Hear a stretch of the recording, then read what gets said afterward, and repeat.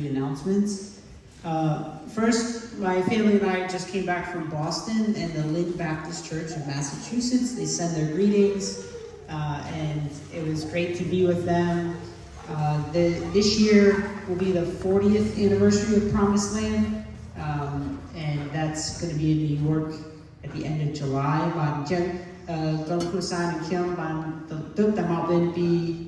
Lynn, Massachusetts និងក្រុមចំណង Baptist នៅទីនេះផ្ដល់សួរសុខទុក្ខបងប្អូនទាំងអស់គ្នាហើយគេមានបោះជំរំ Promised Land ខួប40ឆ្នាំនៅដៃខែ7ហើយបងប្អូនអាចនឹងអញ្ជើញទៅទាំងអស់គ្នាបាន The second one is tomorrow night I will be traveling to Nepal, so I really would covet your prayers. បាទសេចក្តីប្រកាសទី2គឺស្អែកឡើងថ្ងៃទីម៉ោងថ្ងៃទី21ដល់ម៉ោង8ល្ងាចខ្ញុំឡើងយន្តហោះទៅចុះបេសកកម្មនៅនេប៉ាល់ So this is a part of ministry that I serve with. We're going to visit some Nepali missionaries, and then after that we're going to go to Bhutan. They're reaching some of the most unreached areas in their country. That takes a long time to get there by plane and then bus and then trekking into these villages where people have never heard the name of Jesus. So today we gather. Most of us have grown up hearing the name of Jesus, and these people will never hear the name of Jesus unless someone goes. And so a part of our ministry is sending Nepali missionaries there. We're going to be following up on what God's doing in Nepal. បាទអញ្ចឹងខ្ញុំសូមបងប្អូនជួយអធិដ្ឋានឲ្យខ្ញុំពីព្រោះខ្ញុំទៅមើលបងប្អូននេប៉ាល់មួយចំនួនដែលគាត់ឈោងចាប់ដល់សាសខ្លួនរបស់គាត់នេប៉ាល់ដូចគ្នានៅទីកន្លែងដែលជាទីដែកស្រយាលកន្លែងដែលត្រូវហោះឡើងយន្តហោះហើរទៅហើយបន្ទាប់មកជីឡានហើយយើងត្រូវដើរទៅភូមិដែលឆ្ងាយមិនដូចនៅទីនេះដែលយើងបានធំឡើងបានលឺដំណឹងល្អពួកគាត់លុះត្រាតែមានបេសកជនទៅពួកគាត់អត់លឺដំណឹងល្អសោះអញ្ចឹងយើងពន្ធកិច្ចរបស់យើងឧបត្ថម្ភបងប្អូននេប៉ាល់ដែលគាត់ទៅកន្លែងបែបហ្នឹងបាទអញ្ចឹងសូមជួយអធិដ្ឋានឲ្យពួកយើងទៅមើលការងាររបស់ពួកគាត់ So please pray for us as we go and visit there, and then also encourage the work that they're doing. So thank you. I'm going to go be with the youth now, and then the children are dismissed. And I want to invite Bong Dara to come do the scripture reading, and then Pastor Sam, who's going to bring today's sermon. So, បាទអញ្ចឹងខ្ញុំសូមតែប៉ុណ្្នឹងជួយអធិដ្ឋានឲ្យខ្ញុំពេលនេះខ្ញុំទៅជាមួយយុវជនហើយកុមារនិងកុមារីអាចនឹងទៅថ្នាក់រៀនបានហើយសូមអញ្ជើញបងតារាបានមកអភិរិយបន្ទូលហើយបន្ទូលមកគ្រូសេមដែលគាត់នឹងអធិប្បាយគ្នាសូមអរគុណ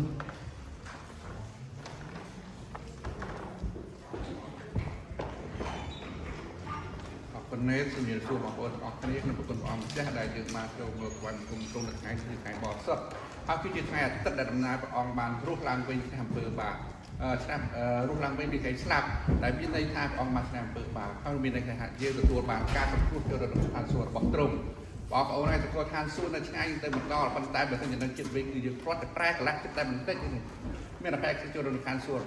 để không bỏ lỡ nhữngដើម្បីបានណាទៅទៅខាងសួរទាំងអស់គ្នាបាទសូមអរគុណជាបន្តទៅទៀតខ្ញុំអានសូមអានព្រះគម្ពីរលោកកាជំពូក24ខ្ញុំបានអានពីខ1ដល់ខ8សូមបងប្អូនអរគ្នាអានព្រះគម្ពីរដើម្បីអានទាំងអស់គ្នាខ្ញុំលោកដល់ថ្ងៃទី1ក្នុងអាទិត្យកាលភ្លឺស្រាងនោះគេយកគ្រឿងក្រអូបដែលរៀបចំនោះនាំគ្នាទៅឯភ្នូរមានអ្នកខ្លះទៀតទៅជាមួយដែរគេក៏ឃើញថ្មបានរមៀលចេញពីមាត់ភ្នូរហើយតែការចូលទៅនោះមិនឃើញព្រះសពព្រះអម្ចាស់យេស៊ូវទេកំពុងដែលមានសេចក្តីយឺតឆ្ងល់អំពីការនោះស្រាប់តែឃើញមាន2នាក់ស្លៀកពាក់ភ្លឺព្រំព្រាយឈរជិតគេក៏ភ័យស្លុតហើយក្រាបកាប់មុខនឹងដីរួចអ្នកនោះនិយាយមកគេថាហេតុអ្វីបានជាមករកព្រះអង្គដែលមានព្រះជន្មរស់នៅក្នុងទីខ្មោចស្លាប់ដូច្នេះទ្រង់មានព្រះជន្មរស់ឡើងវិញហើយមិនគង់នៅទីនេះទេ ចូលនឹកចាំពីព្រះបន្ទូលដែលទ្រង់មានបន្ទូលនឹងអ្នករាល់គ្នាក្នុងកាលដែលនៅស្រុកកាលីលេនៅឡើយថាកូនមនុស្សត្រូវគេបញ្ជូនទៅក្នុងកណ្ដាប់ដៃនៃមនុស្សមានបាបឲ្យគេឆ្កាងហើយ3ថ្ងៃក្រោយមកនឹងរស់ឡើងវិញនោះគេក៏នឹកឃើញពីព្រះបន្ទូលទ្រង់អាមែនសូមជឿគ្រូនឹងព្រះបន្ទូលคุณ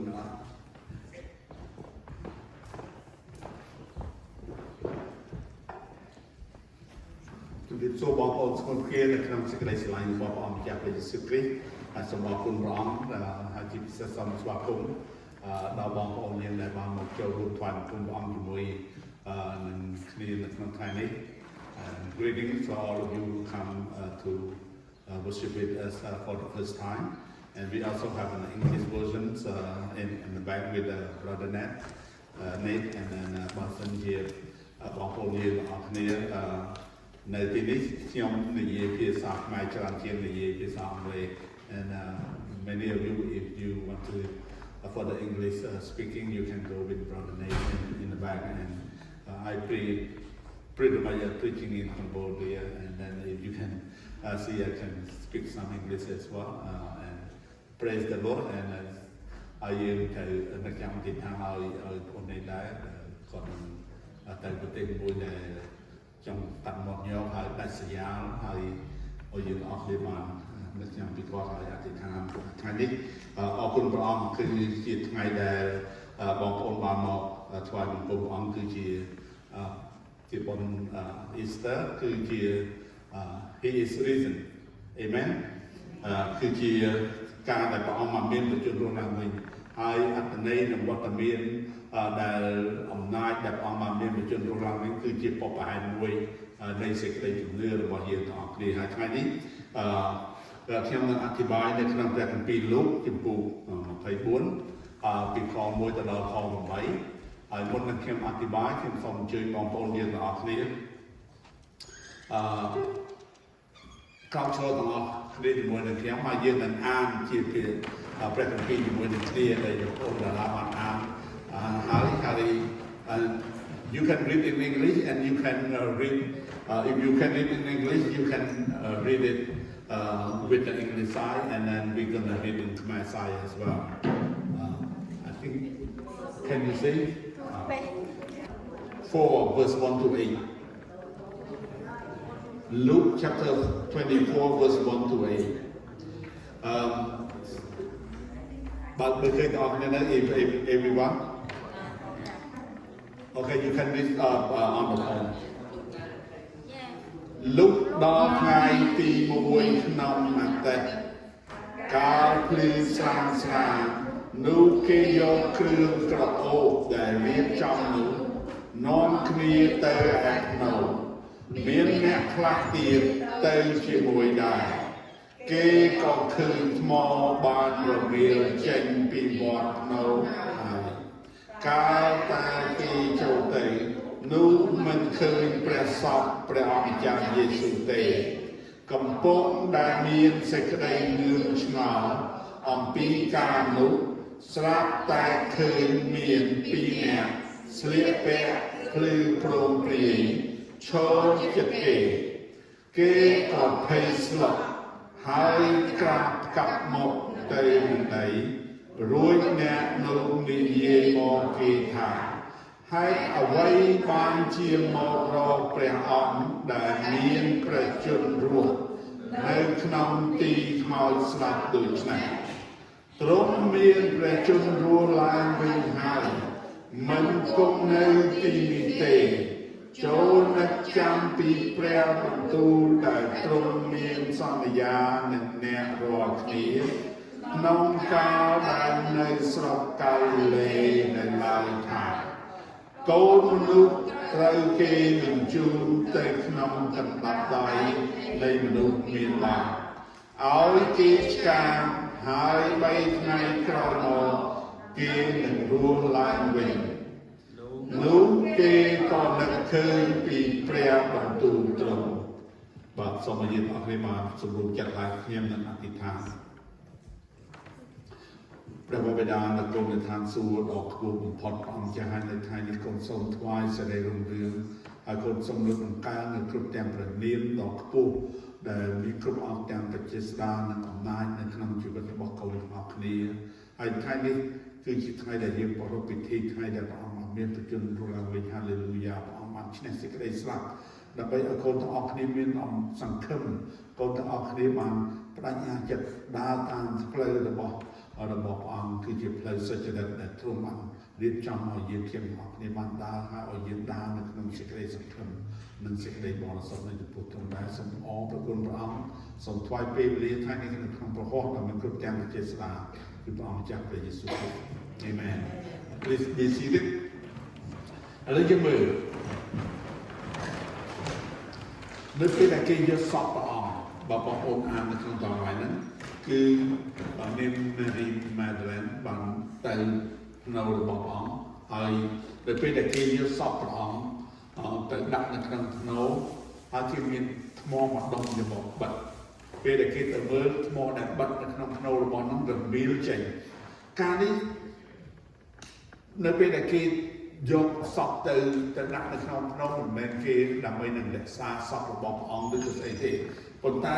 គឺគេធ្វើដើម្បីកុំឲ្យមនុស្សពីក្រៅគេចូលទៅប៉ុន្តែបើបងប្អូនមើលនៅក្នុងតងហ្នឹងហើយនៅពេលដែលព្រះយេស៊ូវបានបញ្ចេញបង្ហាញខ្លួនឲ្យសិស្សរបស់ព្រះអង្គឃើញគឺតងហ្នឹង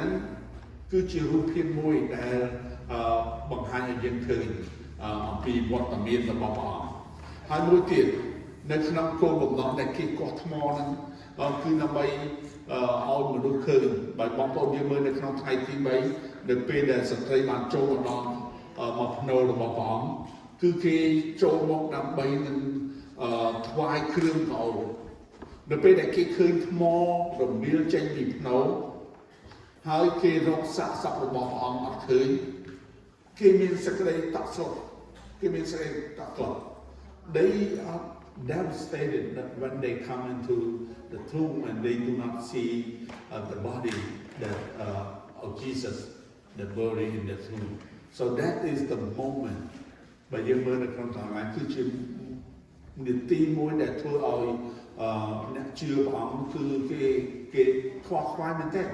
ហើយគេមិនដឹងថាតើគេយកសពព្រះអង្គយកទៅទីណាគឺគេងឿងឆ្ងល់ហើយគេឆ្ងល់ថាហេតុអីបានជាគេមកយកសពព្រះអង្គគេមកមូលសពព្រះអង្គចេញទៅនោះគឺជាទង្វើមួយនោះគឺជាបបហេតុមួយដែលយើងទាំងអស់គ្នាយើងអត់បានដឹងថាហេតុអីបានជាសពព្រះអង្គអត់នៅក្នុងផ្លូវរបស់ព្រះអង្គហេតុអីបានជាគេរកសពព្រះអង្គមិនឃើញនៅថ្ងៃដែលថ្ងៃទី3បើយើងមើលវត្តមាន Palm Sunday is a week that យើងទាំងអស់គ្នាជា Christian គឺអបសាទរនៅជ័យជំនះនឹងការអស្ចារ្យដែលព្រះបានធ្វើនៅក្នុងនៅលើភពផែនដីប៉ុន្តែថ្ងៃសុក្រគឺជាថ្ងៃដែលគេហៅ Good Friday គឺជាថ្ងៃដែលគេមកចាប់ព្រះអង្គគេធ្វើគុតព្រះអង្គគេឆ្កាងព្រះអង្គគេចាក់ទម្លុះឆ្អឹងជំនីព្រះអង្គនោះគឺជាសោកនាដកម្មមួយដែលធ្វើឲ្យមនុស្សជាតិទាំងអស់គេជួលច្បល់មែនទែនសូម្បីតែសិស្សរបស់ព្រះអង្គក៏ភ័យខ្លាចដោយសារអំណាចនៃអាណាចក្ររ៉ូមគឺគេគិតថាព្រះអង្គដែលមកផ្សាយពីដំណឹងល្អមកប្រាប់ពីដំណឹងល្អថាព្រះអង្គទ្រង់ជាស្ដេចពេលនោះហើយដែលធ្វើឲ្យគេបាក់មុខបាក់មាត់ពេលនោះហើយដែលគេមកបៀតបៀនព្រះអង្គគេមកចាប់ព្រះអង្គគេធ្វើគុណព្រះអង្គប៉ុន្តែបងប្អូនហើយ3ថ្ងៃក្រោយមកថ្ងៃសុក្រសៅរ៍អាទិត្យព្រលឹមឡើងដែលនាង Mary Magdalene ទៅតាំងភ្នូរតាំងពីព្រលឹមពីនៅល្ងិតព្រៀងម៉ោង5ព្រឹកទៅដល់ភ្នូរគឺភ្នូររបើកទ្វារនៅថ្មនឹងរបើករកសពព្រះអង្គអត់ឃើញនេះគឺជាមូលហេតុមួយដែលយើងមើលក្នុងអស់គ្នានៅក្នុងកងហ្នឹងពេលហ្នឹងបងប្អូនយើងមើលគឺជាការសម័យមួយគឺជាគំនិតចម្បងមួយដែលច្បាស់ជាមានអ្នកណាមកលួចយកសពអង្គទៅប៉ុន្តែផ្នែកមួយទៀតដែលយើងឃើញគឺអីគឺយើងឃើញទេវតា2នាក់បានលេចមកឲ្យគាត់ឃើញហើយនិយាយហើយសួរទៅគាត់ថាហេតុអីបានជាអ្នកមកស្វែងរកមនុស្សនៅក្នុងចំណោមអ្នកស្លាប់វិញ គឺគាត់សួរហេតុអីបានជាអ្នកមករកភ្នៅពេលហ្នឹងគឺត្រង់ឡើយហ្នឹងដែលយើងទាំងអស់គ្នាដែលជាគ្រីស្ទបរិស័ទពេលខ្លះយើងកំពុងតែស្វែងរកព្រះនៅក្នុងចំណោមមនុស្សស្លាប់បើយើងស្វែងរកព្រះនៅក្នុងចំណោមមនុស្សស្លាប់អត់មានប្រយោជន៍អីទេបងប្អូនហេតុអីបានជាខ្ញុំហ៊ានអានហើយហ៊ាននិយាយថាបើយើង if you are seeking God in a dead body and that God is dead it's nothing if the dead God cannot help you out anything ដូច្នេះត្រង់ឡើយហ្នឹងហើយដែលខ្ញុំចង់ឲ្យយើងឃើញថាយើងមិនមែនថ្វាយបង្គំរូបព្រះដែលស្លាប់យើងមិនមែនថ្វាយបង្គំរូបព្រះដែលមានតែជាតិស្លាប់អត់ឮយើងមិនមែនថ្វាយបង្គំរូបព្រះដែលមានភ្នែកមើលអត់ឃើញ we not worshiping God who has an eye that cannot see who have an ear that cannot hear what you talking to ដូច្នេះការដែលយើងថ្វាយបង្គំព្រះគ្រីស្ទត្រង់ឡើយហ្នឹងគឺដូចគ្នាដែលយើងខំស្វែងរកព្រះដែលស្លាប់នៅក្នុងចំណោមមនុស្សស្លាប់ប៉ុន្តែសម្រាប់យើងដែលជាគ្រីស្ទបរិស័ទមិនមែនត្រឹមតែព្រះគម្ពីរដែលបើកបង្ហាញឲ្យយើងឃើញទេបងប្អូនណាគឺជាប្រវត្តិសាស្ត្រមួយដែលយើងឃើញតាំងពីជាង 2000 ឆ្នាំមុនដែលមនុស្សរាទាំងអស់គេប្រារព្ធធ្វើពិធីបុណ្យដែលព្រះអង្គបានមានប្រជញ្ញរឿងឡើងវិញគឺព្រះអង្គបានឈ្នះសេចក្តីស្លាប់ព្រះអង្គអត់នៅក្នុងភ្នូនោះទេព្រះអង្គមានប្រជញ្ញរស់គឺព្រះអង្គបានមានប្រជញ្ញរស់នៅរហូតដល់សពថ្ងៃនេះនោះគឺជាអំណាចនោះគឺជាភាពពិតមួយនៅក្នុងព្រះគម្ពីរដែលបង្ហាញឲ្យយើងឃើញហើយខ្ញុំនិយាយនេះគឺមិនមែននិយាយចេញពីពាក្យខ្ញុំទេបងប្អូនគឺព្រះគម្ពីរបានបើកបង្ហាញឲ្យយើងឃើញដូចជានៅក្នុងព្រះគម្ពីរលូកានៅក្នុង in the book of Luke it said that why are you coming with this Jesus is not in that tomb anymore he is risen នោះគឺជាមូលហេតុការដែលយើងថ្វាយបង្គំព្រះដែលមានប្រជញ្ញរស់ឡើងវិញហើយព្រោះមិនយើងរៀននៅក្នុងព្រះគម្ពីរបងប្អូនឃើញថាពេលដែលនាងមេរីទៅព្រះអង្គបង្ហាញឲ្យនាងមេរីឃើញហើយព្រះអង្គប្រាប់នាងមេរីថាម៉េចថាកុំចូលមកជិតខ្ញុំមុននឹងពេលដែលខ្ញុំឡើងទៅឯព្រះវរបិតានៅខ17 18ថាម៉េចទៀតថាខ្ញុំទៅឯព្រះវរបិតារបស់ខ្ញុំក៏ជាព្រះវរបិតារបស់អ្នករាល់គ្នាដែរខ្ញុំទៅឯព្រះរបស់ខ្ញុំក៏ជាព្រះរបស់អ្នករាល់គ្នាដែរហើយនឹងថងតឡើងនោះគឺនៅពេលដែលគាត់ដែលព្រះអង្គបានយាងទៅខាងលើហើយគង់នៅខាងស្ដាំរបស់ព្រះវរបិតាយើងថ្ងៃមួយបងប្អូននិងខ្ញុំក៏យើងនឹងទៅនៅក្នុងព្រះវរបិតាដែរយើងនឹងសោយរាជ្យនៅក្នុងព្រះអង្គយើងនឹងទៅនៅភពឋានសួគ៌ជាមួយនឹងព្រះអង្គ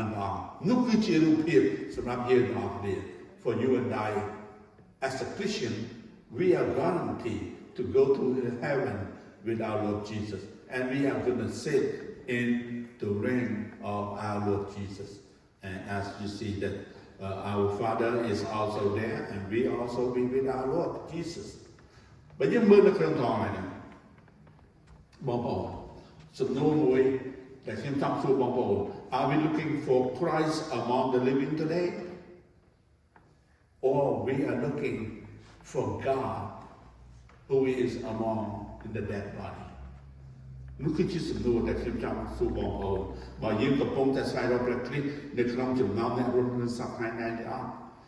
បើសិនជាបងប្អូនថាបងប្អូនកំពុងតែស្វែងរកព្រះអង្គនៅក្នុងចំណោមដែលយើងនឹងរស់ដែលជាព្រះរូបនោះគឺជាកន្លែងដែលនឹងនាំបងប្អូនទៅឯទីបរិសុទ្ធ The Christ live in you today តើព្រះយេស៊ូវគ្រីស្ទបាននៅក្នុងជីវិតរបស់បងប្អូនលោកអ្នកឬអត់បើអត់ទេ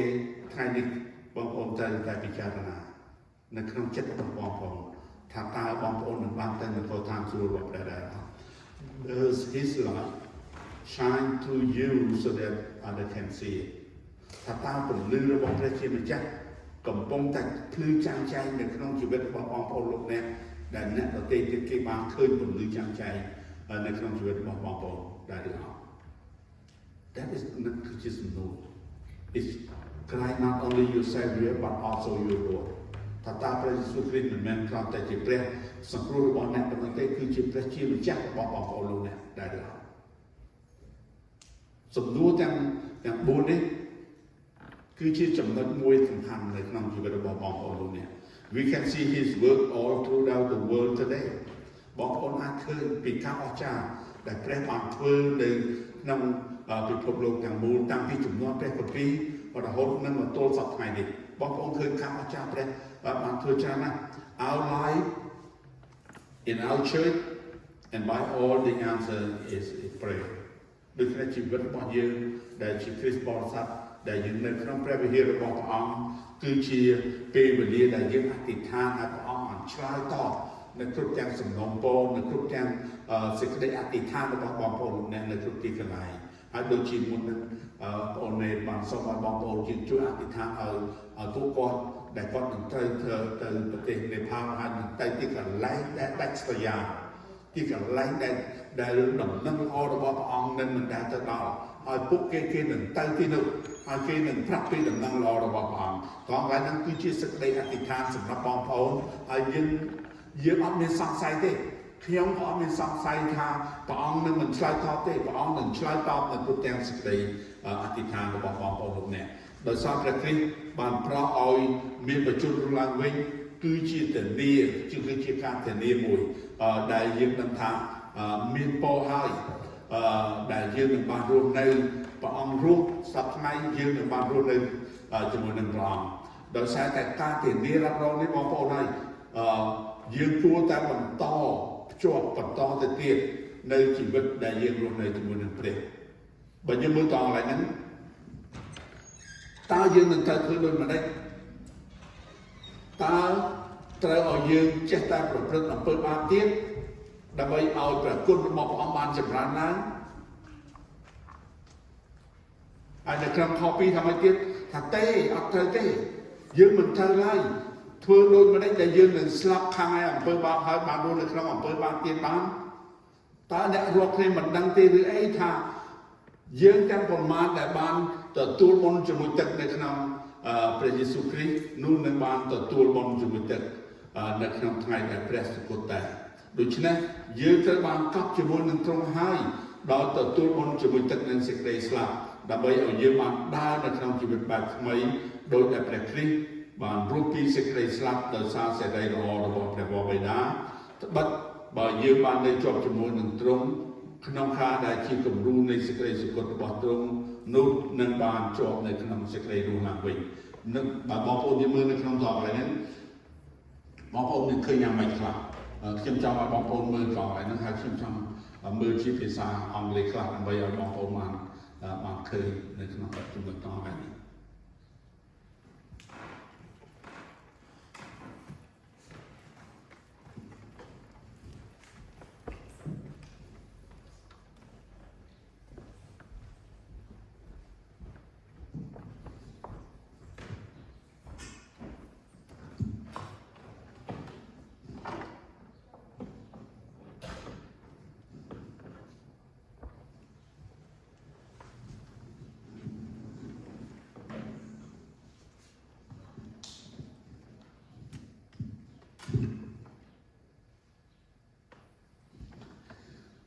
You see, because Christ was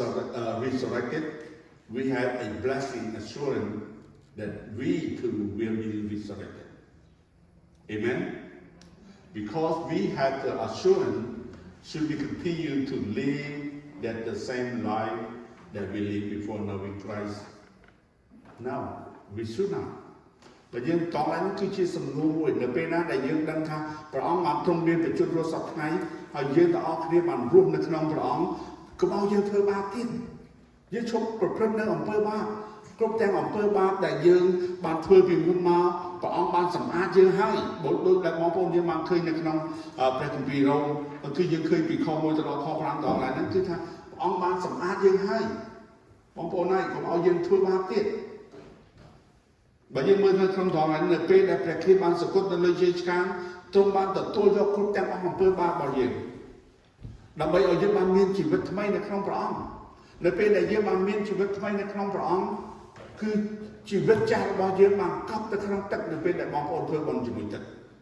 យើងអត់មានជីវិតចាស់រស់នៅយើងនៅក្នុងជីវិតយើងទៀតទេជីវិតថ្មីដែលព្រះអង្គបានដឹកនាំយើងតាមរយៈព្រះគ្រីស្ទយើងបានស្លាប់នៅក្នុងអំពើបាបដោយដែលព្រះអង្គបានសគត់នៅលើជើងឆ្កាងហើយក៏បានប្រទានអំណាចដល់ព្រះលោហិតរបស់ព្រះអង្គនៅក្នុងជីវិតថ្មី ជីវិតយើងដែលជាគ្រីស្ទបរិស័ទដែលយើងបានទទួលព្រះយេស៊ូវគ្រីស្ទ we are living in with our Lord Jesus. When Christ died on the cross, he took all of our sins so that we would have a new life in him. Amen.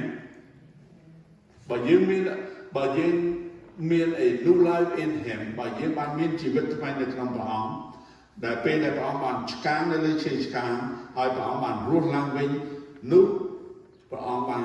សម្អាតយើងអំពើបាបរបស់យើងហើយឲ្យយើងបានរស់នៅក្នុងជីវិតថ្មីដូចដែលព្រះគ្រីស្ទបានមានជ័យជំនះលើអំពើបាបហើយសេចក្តីស្លាប់និងសាតាំងយើងក៏មានជ័យជំនះដូចគ្នាជាមួយនឹងព្រះយេស៊ូវគ្រីស្ទចូលឲ្យយើងអរសប្បាយនៅក្នុងព្រះអង្គម្ចាស់ដែលជាព្រះរបស់យើងហើយឲ្យយើងបានសរសើរដំណើរព្រះនាមរបស់ព្រះអង្គវិញបើបងប្អូនមើលនៅក្នុងតង្កែហ្នឹងអំណាចរបស់ព្រះអង្គបានប្រទានឲ្យយើងហើយអំពើបាបរបស់យើងព្រះអង្គបានលាងឲ្យយើងបានស្អាត Just as Christ has won the victory over the sins, death and Satan, we too have the same victory. But you might be changing that we too have the same victory. Victory, rejoice, rejoice in the Lord our God and praise His name. ដោយនៅក្នុងព្រះគម្ពីរថានៅពេលណាដែលព្រះអង្គបានឈ្នះសេចក្តីស្លាប់ហើយយើងមានជ័យជំនះនៅក្នុងព្រះអង្គឲ្យយើងបានមានអំណរឡើងអំណរនៅក្នុងប្រគុណរបស់ព្រះអង្គដែលព្រះអង្គបានឈ្នះសេចក្តីស្លាប់ហើយព្រះអង្គបានដឹកនាំជីវិតរបស់យើងដោយព្រះគម្ពីរពេត្រុសនៅជំពូកទី1ជំពូក3ដល់ខ5ថាម៉េចសូមសរសើរដល់ព្រះដ៏ជាព្រះវរបិតានៃព្រះយេស៊ូវគ្រីស្ទជាព្រះអម្ចាស់នៃយើងរាល់គ្នាដែលទ្រង់បានបង្កើតយើងឡើងជាថ្មីតាមសេចក្តីមេត្តាករុណាដ៏ធំរបស់ទ្រង់ដើម្បីឲ្យយើងរាល់គ្នាបានសេចក្តីសង្ឃឹមដ៏រស់ដោយសារព្រះយេស៊ូវគ្រីស្ទទ្រង់បានរស់ពីសេចក្តីស្លាប់ឡើងវិញហើយឲ្យយើងបានមរតកដែលមិនចេះពុករលួយក៏ឥតសៅហ្មងហើយមិនដែលស្រពោនឡើយជាមរតកដែលបំរុងទុកដល់យើងរាល់គ្នានៅឋានសួគ៌គឺឲ្យយើងរាល់គ្នាដែលមានប្រជាស្ដារនៃព្រះកំពុងតែថែរក្សាដោយសារសេចក្តីជំនឿសម្រាប់ឲ្យ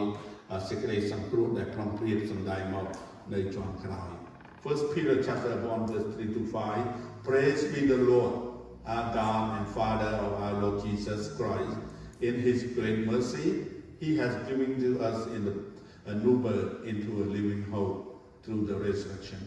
of Jesus Christ from the dead នោះគឺជាអំណរដែលយើងទាំងអស់គ្នាទាំងបងប្អូនទាំងខ្ញុំគួរតែមានអំណរឡើងដោយសារអីដោយសារព្រះអង្គបានឲ្យទីសង្ឃឹមដល់រស់របស់យើងដោយសារព្រះអង្គបានឈ្នះសេចក្តីស្លាប់ដោយសារព្រះគ្រីស្ទបានរស់ហើយឡើងវិញហើយមានបញ្ជូនរស់នៅសប្តាហ៍ថ្ងៃយើងបានទទួលសេចក្តីសង្គ្រោះដែលមិនអាចដកចេញពីយើងបានទេបងប្អូនយើងមើលតង់ឡើង Because of Christ resurrected and live today, we have a salvation that never be taken away from us. នោះគឺជាអំណាចនោះគឺជាការធានាមួយដែលព្រះបានសន្យានៅពេលដែលយើងបានទទួលព្រះអង្គហើយសេចក្តីសង្គ្រោះរបស់ព្រះអង្គអត់មានអ្នកណាមកដកយើងចេញបានទេហើយដោយសារព្រះយេស៊ូវគ្រីស្ទព្រះអង្គបានសម្អាតយើងហើយដូច្នេះយើងត្រូវយ៉ាងម៉េចយើងត្រូវតែចាប់ផ្ដើមជីវិតថ្មីរបស់យើងដ៏មានជ័យជំនះរបស់យើងដែលយើងបានឈ្នះជាមួយនឹងព្រះអង្គយើងត្រូវតែដើរនៅក្នុងជីវិតថ្មីជាមួយនឹងព្រះដើម្បីឲ្យយើងបានទទួលជ័យជំនះដោយតែព្រះបានទទួលជ័យជំនះដូចក្នុងហើយនៅពេលណាដែលបងប្អូនបានទទួលព្រះយេស៊ូវគ្រីស្ទជាព្រះអង្គសង្គ្រោះបងប្អូនបានទទួលជ័យជំនះឲ្យយើងរៀនដើរជីវិតថ្មីជាមួយនឹងព្រះអង្គអរិយសាតាំងវាទៅចាញ់ព្រះយេស៊ូវគ្រីស្ទដោយសារព្រះអង្គបានឈ្នះសេចក្តីស្លាប់ហើយព្រះអង្គឲ្យយើងទាំងអស់គ្នាដែលជាអ្នកជឿព្រះអង្គហើយទទួលយកព្រះយេស៊ូវគ្រីស្ទជាព្រះអង្គសង្គ្រោះដែលព្រះអង្គមានជ័យជំនះព្រះអង្គបានឈ្នះសេចក្តីស្លាប់អរិយសាតាំងវាមិនអាចមានអំណាចអ្វីនៅលើព្រះគ្រីស្ទឡើយដូច្នេះបងប្អូនណាយើងមើលនៅក្នុងថ្ងៃនេះគឺជាថ្ងៃមួយដែលខ្ញុំចង់លើកទឹកចិត្តបងប្អូនឲ្យពិចារណាពីជីវិតដែលយើងរស់នៅរាល់ថ្ងៃនៅលើផែនដីថាតើយើងកំពុងតែដើរនៅក្នុងផ្លូវណាយើងកំពុងតែស្វែងរកអ្វីនៅក្នុងជីវិតរបស់យើងព្រះគម្ពីររ៉ូមជំពូក10ខ9ដល់ខ10ខាងនេះ That if you are confess with your mouth Jesus is Lord and believe in your heart that God raised him from the dead, you will be saved. For it is with your heart that you believe and are justified, and it is with your mouth that you confess and are saved. បើមាត់អ្នកនឹងទទួលថ្លែងប្រាប់ពីព្រះអម្ចាស់យេស៊ូវហើយអ្នកជឿក្នុងចិត្តថាព្រះបានប្រោសឲ្យទ្រង់រស់ពីសេចក្តីសោកឡើងវិញនោះអ្នកនឹងបានសង្គ្រោះពិតត្បិតយើងបានសុចរិតដោយមានចិត្តជឿហើយបានសង្គ្រោះដោយមាត់ទទួលថ្លែងប្រាប់នោះគឺជាការពិតណាស់បងប្អូននៅក្នុងថ្ងៃនេះបើសិនជាបងប្អូនមិនទាន់បានទទួលព្រះយេស៊ូវគ្រីស្ទហើយបងប្អូនបានឮពីព្រះបន្ទូលនៅក្នុងថ្ងៃនេះខ្ញុំសូមឲ្យបងប្អូនយើងពិចារណាដើម្បីឲ្យបានទទួលនៅសេចក្តីពិតរបស់ព្រះអង្គ If you are here today and have accepted Jesus Christ as your Savior, rejoice and share the resurrection that you had in Christ. Start living a victorious life in Christ. Repent from any sins that may be in your life today, and let Christ be the Lord of your life. Follow willingly wherever He leads. ថ្ងៃនេះបងប្អូនហើយប្រសិនជាបងប្អូនមានវត្តមាននៅក្នុងថ្ងៃនេះហើយបានទទួលព្រះយេស៊ូវគ្រីស្ទជាព្រះអង្គសង្គ្រោះរបស់បងប្អូនលោកអ្នកសូមរីករាយនឹងការរស់ឡើងវិញរួបរวมគ្នាជាមួយយើងទាំងអស់គ្នាដែលជាគ្រីស្ទបរិស័ទដែលយើងមានព្រះអង្គព្រះយេស៊ូវគ្រីស្ទជាព្រះអង្គសង្គ្រោះរបស់យើងហើយឲ្យយើងបានចាប់ផ្ដើមរស់នៅដោយជោគជ័យដោយមានជ័យជំនះជាមួយនឹងព្រះអង្គនៅក្នុងព្រះយេស៊ូវគ្រីស្ទហើយឲ្យយើងប្រែចិត្តចេញពីអំពើបាបគ្រប់បែបយ៉ាងដែលអាចមាននៅក្នុងជីវិតយើងទាំងអស់គ្នាទាំងបងប្អូនទាំងគ្នានៅក្នុងថ្ងៃនេះហើយសូមឲ្យព្រះយេស៊ូវគ្រីស្ទជាព្រះអង្គម្ចាស់នៃជីវិតរបស់បងប្អូនលោកអ្នកហើយឲ្យយើងធ្វើតាមស្ដាប់បង្គាប់ដោយអស់ពីចិត្តនៅគ្រប់ទីកន្លែងដែលព្រះបានដឹកនាំបងប្អូនលោកអ្នកនៅក្នុងជីវិតរបស់បងប្អូនលោកអ្នករាល់ថ្ងៃ But if you are here today and you have never accepted Christ as your Savior, then you are not part of the resurrection of Christ that we are celebrating today. Without this resurrection, you will be spent eternally in hell. With the defeated Son, Jesus is calling all to be saved. But you must make that personal commitment yourself. It is so easy. Just confess with your mouth that Jesus is Lord and believe in your heart that God raised him from the dead on this day about 2,000 years ago, and it is your choice. It's your choice. You choose to go to heaven or hell. នោះគឺជាសេចក្តីសម្រេចចិត្តរបស់បងប្អូនថ្ងៃនេះបងប្អូនហើយប្រសិនជាបងប្អូនមានវត្តមាននៅក្នុងថ្ងៃនេះហើយមិនដែលបានទទួលយកព្រះយេស៊ូវគ្រីស្ទជាព្រះអង្គសង្គ្រោះរបស់បងប្អូនលោកអ្នកទេនោះលោកអ្នកមិនមែននៅជាប់នៅក្នុងផ្នែកនៃការរស់ឡើងវិញរបស់ព្រះយេស៊ូវគ្រីស្ទហើយលោកអ្នកកំពុងនៅពេលដែលយើងកំពុងតែប្រារព្ធនៅក្នុងពិធីថ្ងៃនេះបងប្អូនលោកអ្នកអត់បាននៅចូលរួមចំណែកនៅក្នុងការដែលព្រះអង្គបានមានបញ្ចូលរស់ឡើងវិញទេបើគ្មានការរស់ឡើងវិញទេនោះបងប្អូននឹងចំណាយពេលអស់កលជានិច្ចនៅក្នុងឋាននរកជាមួយនឹងអរិយសាតាំងដែលវាចាញ់នៅអំណាចនៃសេចក្តីជ័យជំនះរបស់ព្រះយេស៊ូវគ្រីស្ទព្រះយេស៊ូវគ្រីស្ទកំពុងតែត្រាស់ហៅមនុស្សទាំងអស់ព្រះអង្គកំពុងតែអំពាវនាវហៅបងប្អូនទាំងអស់គ្នាឲ្យបានទទួលនូវសេចក្តីសង្គ្រោះប៉ុន្តែតើតែបងប្អូនធ្វើសេចក្តីប្រាជ្ញាចិត្តតាំងចិត្តដោយខ្លួនឯងអត់មានអ្នកណាបង្ខំទេបងប្អូនត្រូវតែតាំងចិត្តហើយប្រាជ្ញាចិត្តដោយខ្លួនឯងថាម៉េចហើយការទាំងអស់នោះវាស្រួលណាស់ងាយស្រួលទេហេតុអីបានយើងថាស្រួល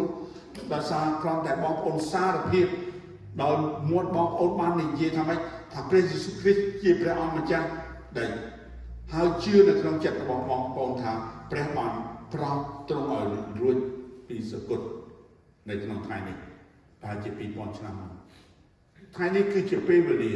បើសិនជាបងប្អូនមិនទាន់បានទទួលព្រះយេស៊ូវគ្រីស្ទហើយបងប្អូនមិនបាននៅក្នុងចំណែកនៃការដែលព្រះបានមានបញ្ជូនរស់ឡើងវិញស្រួលណាស់បងប្អូនគ្រាន់តែបងប្អូនបានបញ្ញាចិត្តសារភាពចេញពីមាត់បងប្អូន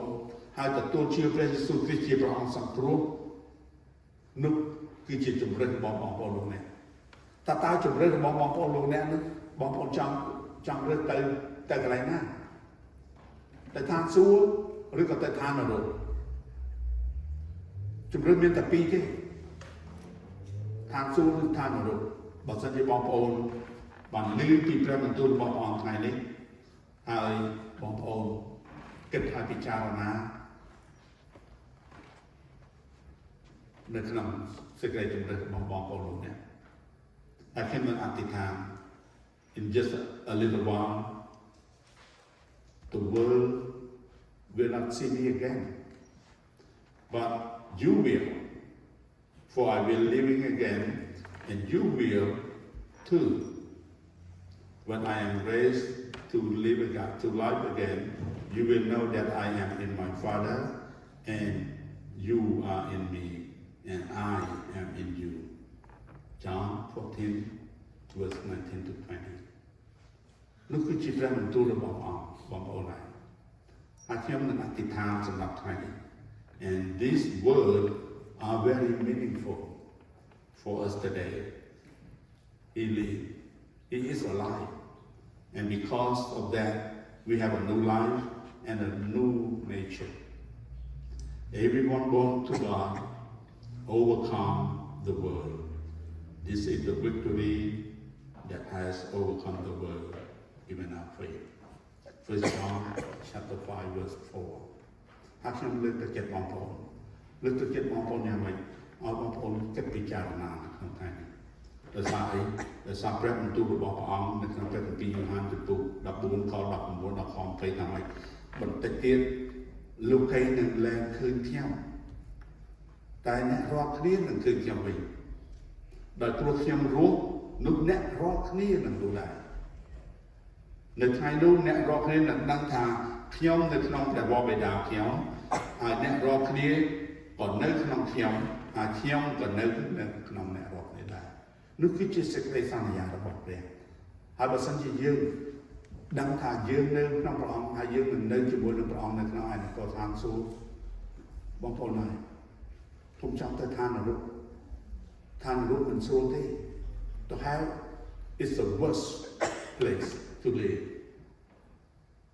and for me and I pray for you and I don't want you to live there go to heaven make your right decision and just say and ask Jesus to be in your life and ask for your forgiveness and he will give you amen សូមបងប្អូនយើងក្នុងចូលជាមួយខ្ញុំ